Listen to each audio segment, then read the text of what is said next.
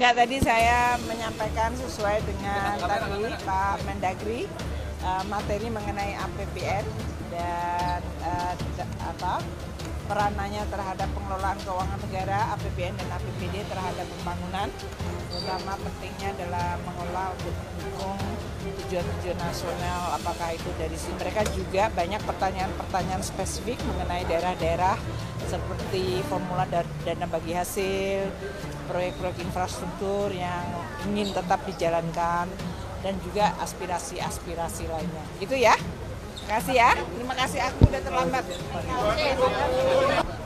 Ya, acaranya kalau hari ini kan acaranya karena hari Minggu, setelah tadi olahraga bersama, senam pagi apel, dan kemudian dilanjutkan dengan kegiatan kegiatan ibadah. Ya, kami hari Minggu kita menghormati saudara-saudara kita yang melaksanakan ibadah sesuai keporsian masing-masing dan kita akomodir, kita fasilitasi. Setelah itu baru diisi dengan kegiatan apa itu Pak? Ya, dari Lemhanas melanjutkan ya dalam bentuk diskusi kelompok, saling menyampaikan pendapat yang intinya mengenai masalah membangun, memperkuat pengetahuan tentang kenusantaraan, wawasan Nusantara, pluralisme, kebinekaan, termasuk juga nasionalisme dan patriotisme. Modul-modulnya lah, modul-modul yang mereka memang sudah persiapkan. Dan saya tahu, saya juga pernah mengikuti modul-modul itu, menarik, interaktif satu sama lain.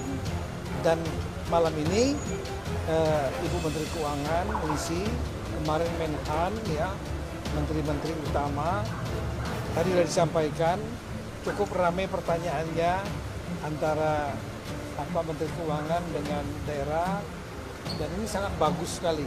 Kenapa? Karena daerah bisa menyampaikan langsung persoalan-persoalan teknis keuangan ya, misalnya masalah efisiensi, dana bagi hasil, kemudian juga mengenai pajak dan retribusi, mengenai inflasi, sehingga bisa dijawab dan dijelaskan juga oleh Ibu Menteri Keuangan. Ada hal-hal yang perlu juga menjadi masukan kepada Menteri Keuangan mengenai masalah formulasi dana bagi hasil, misalnya masalah royalti ya dari misalnya Freeport kepada daerah-daerah lain yang ada di Papua, kemudian juga yang di Maluku Utara, kemudian yang perikanan, potensi perikanan yang menurut Gubernur Maluku Utara mereka mendapatkan hasil yang kurang seimbang dengan pendapatan dari industri perikanan atau penangkapan perikanan di sana. Nah, ini yang akan menjadi masukan dari Kementerian Keuangan untuk mencarikan formulasi keadilan. Kira-kira seperti itu. Dan saya juga sudah menyampaikan beberapa hari yang lalu bahwa saya juga akan meminta daerah melakukan efisiensi belanja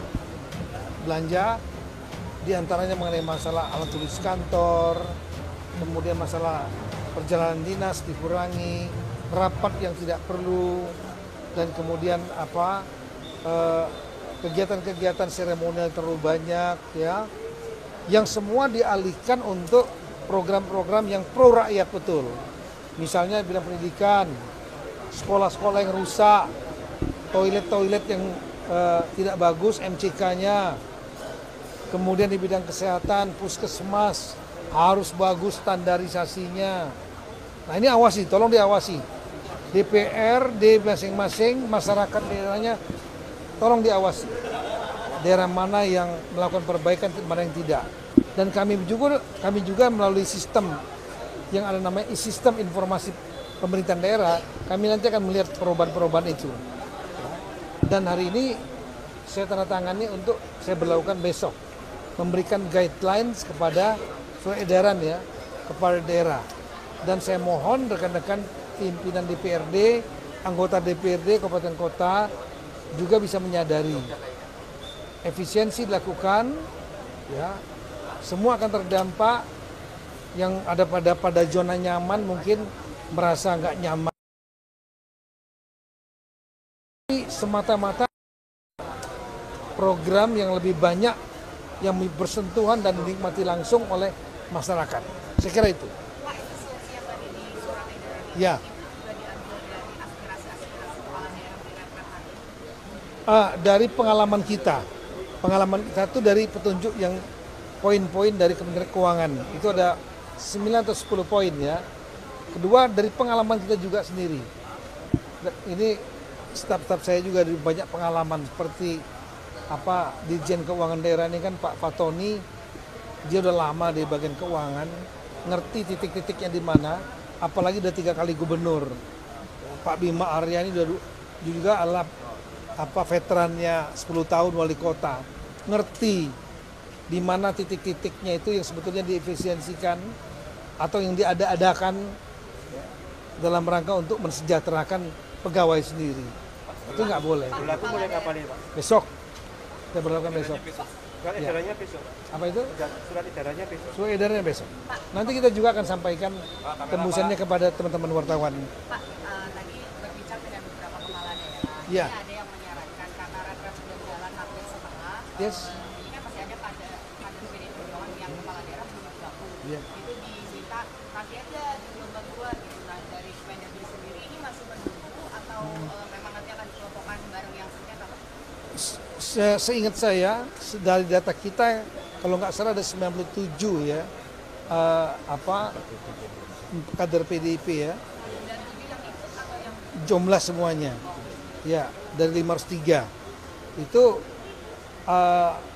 lebih kurang 50-an lebih, 51 sudah masuk dari hari pertama ya, karena ya mereka menyadari bahwa ini adalah program dari pemerintah dan ini berguna untuk mereka sendiri dan mereka tahu bahwa inilah pada saat pemilihan kan yang memilihkan rakyat ya.